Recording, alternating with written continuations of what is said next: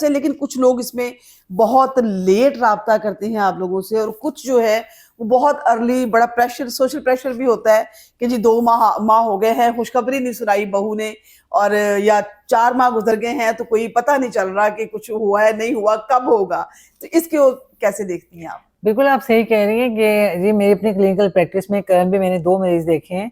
उनमें से एक की भी शादी को तीसरा माह था। 2 माह पूरे हुए और तीसरा माह शुरू हुआ और वो अपनी मदर के पास मेरे साथ आई थी और मदर के साथ थी और वो बहुत ही अंडर एक सोशल प्रेशर थी कि, और उसकी मदर जो है वो मेरे से पहले से उनके मेरी पेशेंट थी। तो कहती डॉक्टर साहब समझ नहीं आ रहा, बेटी 2 दिन से घर आके रो रही है कि जो भी घर में आ रहा है वो कह रहे हैं कि बताएं 2 माह हो गए, पूछ रहे हैं, वो कह रहे हैं कि गुड न्यूज नहीं है, बताएं मुंह मीठा कब कराना है। तो लाइक इस तरह की भी सिचुएशन है। लेकिन दूसरी तरफ कल ही के मैंने अपनी प्रैक्टिस में क्लिनिक पे दूसरा पेशेंट जो देखा है और वो 6 इयर्स के बाद 6 बार मैंने, क्योंकि वो पहले पेशेंट निकल गए जब 2 माह के बाद रो रहे थे, जब ये एंटर हुई है तो मैंने उनसे कई मरतबा पूछा कि आर यू श्योर कि आपकी शादी को, आप मुझे सन बताएं कब शादी हुई थी। तो उसने कहा डॉक्टर साहब पक्की बात है 6 साल पहले हुई थी। तो मैंने कहा आप फिर आपने कोई राब्ता नहीं किया, इलाज नहीं करवाया? कहती नहीं डॉक्टर साहब मैं बस थी कि अल्लाह का हो जाएगा, जब होगा तो अल्लाह दे देगा। तो दोनों तरह के वाकई बहुत वेरिएशन है कि इसमें कुछ, लेकिन ज्यादा लोग जो हैं वो पहले वाले ग्रुप में से हैं। After few months there is a social pressure कि प्रेगनेंसी नहीं, और डिप्रेशन का शिकार हो जाते हैं। जी बिल्कुल ऐसे ही है। अब द नेक्स्ट क्वेश्चन कि what is the optimal time, कि कब राब्ता होना चाहिए।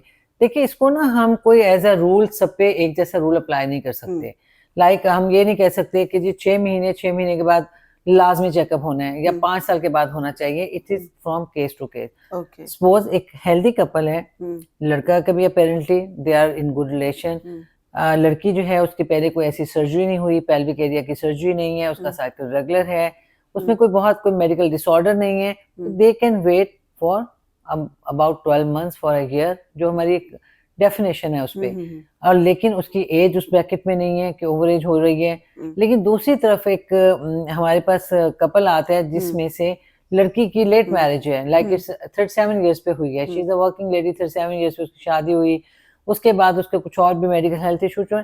तो आई एम श्योर मैं उसको ये एडवाइस दूंगी कि भी आप 1 साल वेट ना करें। इवन कि इट इज द लाइक ये वो सिचुएशन जिसमें शादी से पहले राब्ता कर लेना चाहिए कि डॉक्टर साहब मैं बताइए कितना अरसा तक नेचुरल कॉन्सेप्शन के लिए वेट करूं और उसके बाद मैं कब आपसे राब्ता करूं। तो इसको basically we have to go from case to case.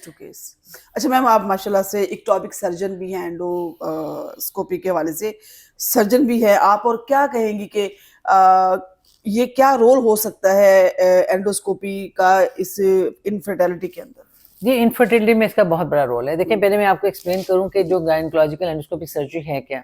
इसके 2 मेन सेगमेंट, एक तो लैप्रोस्कोपिक सर्जरी है जो हम बेली बटन से करते हैं, और एक दूसरा हिस्ट्रोस्कोपिक सर्जरी है जिसमें हम इनसाइड द यूट्राइन कैविटी यानी कि बच्चेदानी के अंदर देखते हैं। ठीक है, ये दोनों चीजें आपस में एक दूसरे के लिए कॉम्प्लीमेंट्री हैं। थ्रू कैमरा होता है ये सारा प्रोसीजर? थ्रू कैमरा है, और ये आमतौर पर डे केयर केस होते हैं कि पेशेंट सुबह को आता है, पेशेंट शाम को चला जाता है विद मैक्सिमम कंफर्ट। कुछ केसेस ऐसे हैं कि जैसे जब हम ड्यूरिंग डायग्नोस्टिक केसेस कर रहे होते हैं लैप्रोस्कोपी में और there is some cause is identified कि ये वजह है जिसकी वजह से प्रेगनेंसी नहीं हो रही, कोई ट्यूबल ब्लॉकेज है, कोई एडहेरेंस है, कुछ सिस्ट है वहां पे, कोई प्रॉब्लम है, फिर हम उसको ऑपरेट कर देते हैं।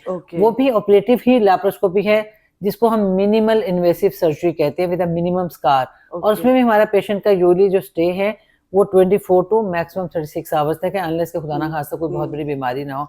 इसका जो बहुत बड़ा रोल है, इसमें हम क्या देख सकते हैं, हम इनसाइड द यूट्रस देखते हैं, हम इनसाइड द पेल्विस देखते हैं, हम यूट्रस के साइड की जो सराउंडिंग एनवायरनमेंट है, ट्यूब्स हैं, ट्यूब्स की स्टेटस क्या है, वो ओपन है, वो ब्लॉक्ड है, वो मूव कर रही हैं, फंक्शनल है, और उसके साथ वहाँ बाकी एडनेक्सा ओवरीज का क्या स्टेटस है। तो नो डाउट अबाउट इट, ये आप समझे कि गायनेकोलॉजिस्ट की आंखें हैं।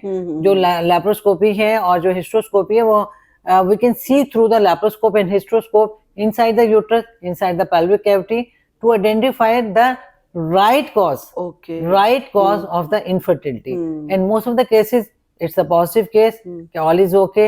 साथ ही हमने डाइट टेस्ट करते हैं, ट्यूब चेक हो जाती हैं, और in case certain cases if there is some problem it can be treated at the same time. अच्छा, बड़ा अब तो माशाल्लाह जदीद मशीनरी आ चुकी है, और जैसे मैंने पहले जिक्र किया कि बड़ा ज़बरदस्त माशाल्लाह से आप एंडोस्कोपी सर्जन के हवाले से भी आपके बड़े ज़बरदस्त केसेस आपने किए हुए हैं।